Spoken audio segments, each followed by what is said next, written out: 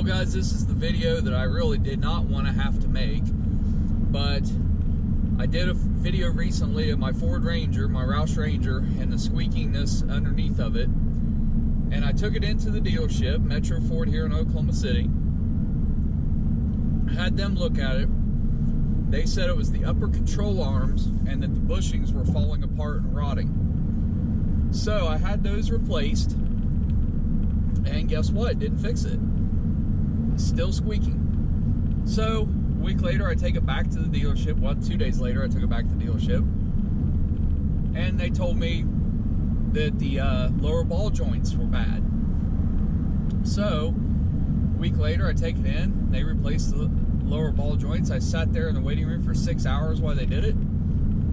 And when they called my name, they're very polite, nice, but she said, you know, you're really not going to like me. And I said, what now? And she said, it didn't fix it.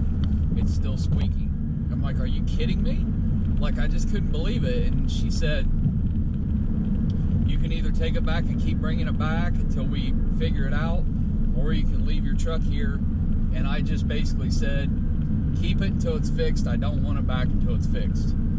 I just can't understand how a 3-year-old Ford truck with only 67,000 miles on it could have so many things go wrong with it so quickly.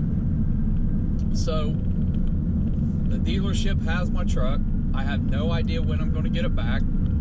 They did give me a 2024, it's brand new, Ford Bronco Sport to drive while I'm waiting for it to get fixed. So I do have it. I'm driving a brand new car, but you know, I really want my truck back.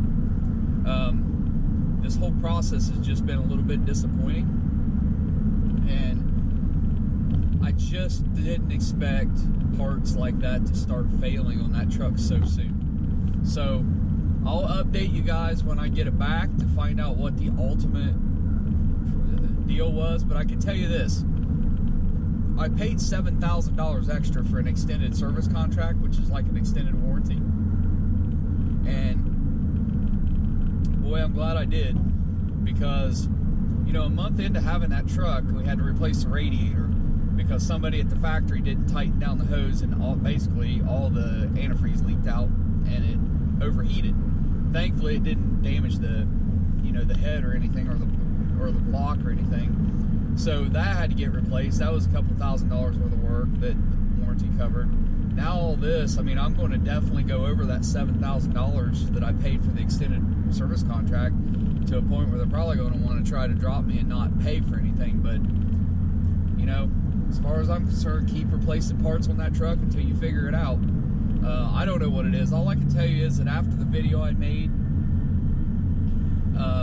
and after they did the upper control arms, I laid under my truck, literally laying under it, and would push up on the front bumper, and you could hear it. It was really making a pretty noisy sound near one of the lower ball joints, but that's clearly not it. So I guess they'll go to tie rod ends next, and then go from there. It's not the springs, they're not squeaking, but I don't know. I'm at a loss of words, so I'll update you guys when I get the truck back, but until then, I'm just going to cruise around in this Ford Bronco. You know, it's a nice little vehicle, but it's definitely not a Roush Ranger. So, guys, thanks for watching. Subscribe to the channel if you haven't subscribed. Like the video, leave a comment. Definitely leave a comment. What do you guys think? I want to know what you guys think. And, you know, I'll update you when I find out more. You guys take care. Have a great day.